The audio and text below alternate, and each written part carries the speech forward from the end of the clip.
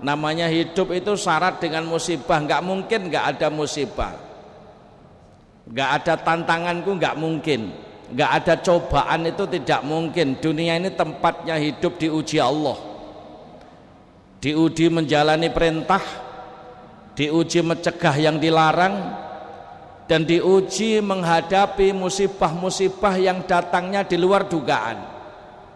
Nah, kalimah-kalimah thayyibah seperti ini yang bernuansa pada penguatan tauhid, keyakinan kita kepada Allah, insya Allah ini akan mampu menyeimbangkan rohaniyah kita supaya jumlah cobaan yang datang itu sebanding dengan jumlah kesabaran yang kita miliki. Jadi nggak ada yang stres. Bahkan kalau kita ngaji terus tentang hakikat hidup dan kehidupan ini pasti diuji Allah. Dan orang mukmin itu kalau diuji wasbir wa ma sabruka illa billah, dia bisa mapakno ati, sabar, tangguh, ndak belok jalan dari apa yang disyariatkan Allah dan Rasulnya. Ternyata sabar menghadapi musibah itu memproduksi pahala. Yang kedua, ketika orang diuji dia sabar, nanti di balik ujian itu akan ada rahmat terbesar yang sudah disiapkan oleh Allah. Mudah-mudahan ya, ujian terbesar dunia khususnya Indonesia dengan COVID-19 virus corona ini akan ada rahmat terbesar di balik ujian ini. Allahumma. Tapi semua ujian, tidak hanya ini, semua ujian harus dengan sabar. Makanya sabar itu aspek hidayah, aspek maunah. Menjadikan orang sabar tidak cukup dimodali ilmu, harus ada mekanisme zikir, doa, banyak ketaatan, agar pada saat musibah datang Allah sudah menyiapkan namanya kesabaran itu. Sehingga orang yang sabar menghadapi ujian itu ya sadar ini tinggal ngelakoni oleh jatah kok Gusti. Namanya musibah itu kalau ibarat buah itu duren, Pak. Jenengan nek nyawang duren itu ngeri apa enggak tekok njaba? Ngeri nggih? Disawang tok ya apa lek mangan niku. Kok ringih-ringih ngono. Artinya apa? Ya dilihat dari segi zahirnya musibah itu mesti susah orang, menderita. Tapi ketika sudah bisa melalui dengan sabar, lek buka durene jerone iku sampean imbah-imbuh napa mboten? Ya ini loh, kadang-kadang kita yang ndak sabar itu menghadapi ringih-ringihnya musibah itu. Mudah-mudahan tetap diberikan makanya Kanjeng Nabi saja memberi contoh kepada kita. Doanya bukan ya Allah jangan engkau uji, bukan. Allahumma ja'alni sabura wa ja'alni syakura. Ya Allah jadikanlah aku orang yang penyabar, orang yang tangguh menghadapi ujian. Dan ujian itu suatu kepastian, bukan kemungkinan para rawuh.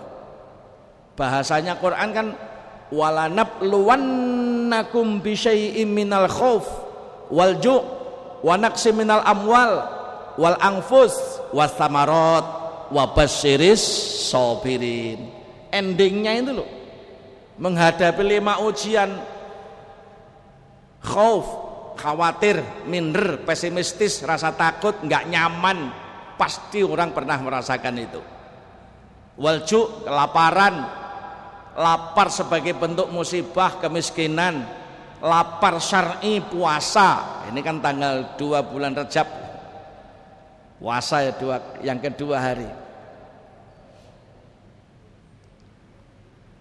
Wa naqsi minal amwal, jenengan nate ya diuji rapate duwe dhuwit.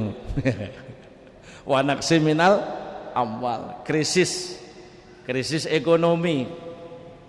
Nggak apa-apalah, yang penting tidak krisis iman, insya Allah. Wal anfus, krisis kejiwaan, ya tiba-tiba sesok saiki seneng, sesok susah. Wal anfus nyusut. Wingi bahagia guyung-guyu, saiki merengut kaya mak lampir. Saya pikir hawane wong urip ya.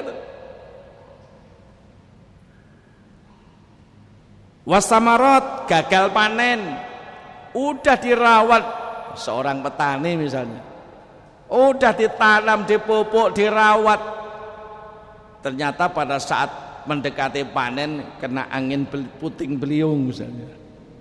Wasamarat, gagal panen, sudah kita rintis lama, tiba-tiba diserobot orang.